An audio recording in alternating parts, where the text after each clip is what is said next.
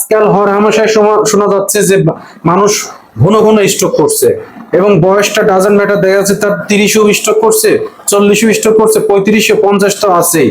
তাই এই স্ট্রোকটার কারণ অনেকটা দেখা যাচ্ছে বাথরুমে যায় স্ট্রোক করছে। এই বাথরুমে স্ট্রোক করার কারণটা কি আপনাকে আজকে জেনে রাখা উচিত। এই বাথরুমে স্ট্রোক করার কারণ খুবই ছোট্ট একটা না জানার ভুল। তা আমরা অনেকেই জানি না কিভাবে স্নান করতে হয়। আমরা জানলে অবশ্যই এটাকে, যারা জানি তারা তো জানি, আর যারা জানি না তাদের জন্য বলছি। আমরা অবশ্যই স্নান করার প্র্যাকটিসটা জানতে হবে। আমরা কি করি, বাথরুমে যেই অনেকে শাওয়ারটা ছেড়ে দিই, আবার অনেকে মগ দিয়ে মাথা করে ঢালতে শুরু করি। এটা টোটালি রং। আপনারা এইভাবে করবেন না, এতে আপনার যে ব্লাড সার্কুলেশনটা থাকে টোটালি সেই ব্রেনটে আপনার ব্লাডটা চলে যায় সারা শরীর, তখন হার্টে পাম্পিংটা বন্ধ হয়ে যায়। আর এই পাম্পিংটা যখন বন্ধ হয়ে যায় তখনই কিন্তু স্ট্রোকটা হয়ে যায়।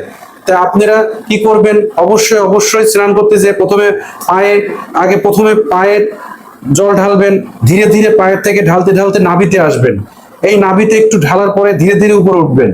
তাহলে আপনার সারা শরীর ব্লাড সার্কুলেশনটা ঠিক থাকবে, এবং আপনার যে স্ট্রোকের প্রবণতা বা বাথরুমে যে স্ট্রোকের প্রবণতা, দেখা যাচ্ছে আপনি বাথরুমে স্ট্রোক করতেন কিন্তু সেখান থেকে বেরিয়ে এসে পরে এসে আপনি স্ট্রোক করছেন।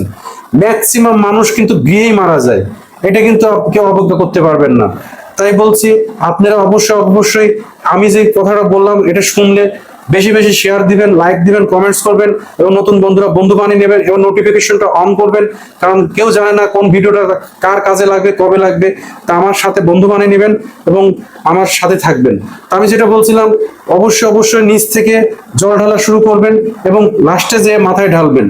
তাহলে আপনার এই সমস্যা, এই যে বাথরুমে স্ট্রোক করার সমস্যা থেকে আপনি ভালো থাকবেন। বাথরুমে স্ট্রোক করার সময় কমন সমস্যা, এটা ঠান্ডার সময় একটু বেশি হয়ে থাকে। ঠান্ডার সময় এমনি আমাদের এনভায়রনমেন্ট থাকে ঠান্ডা কুল, তারপর জলটাও থাকে কুল।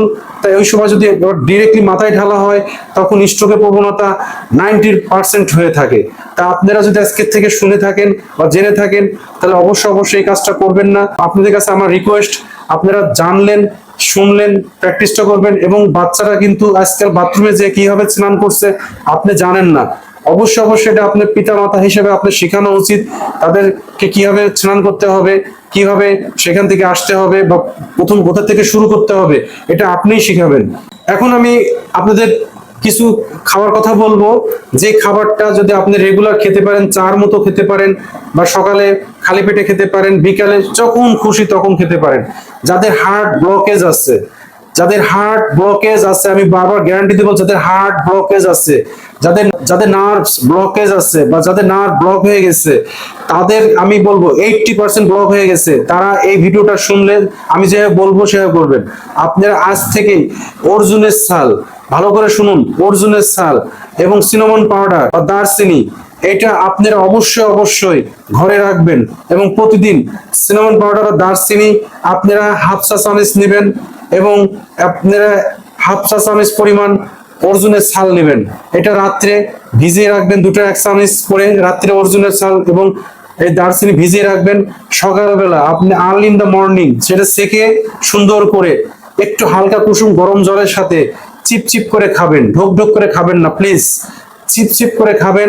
এবং যদি মলাসনে বসে খেতে পারেন, এবং খাওয়াটা যদি আপনি এভাবে খেতে পারেন, এভাবে বসে খাবেন, ঠিক এভাবে বসে চিপ আকারে খাবেন, তাহলে দেখবেন আপনার রেজাল্টটা আরো বেটার হবে।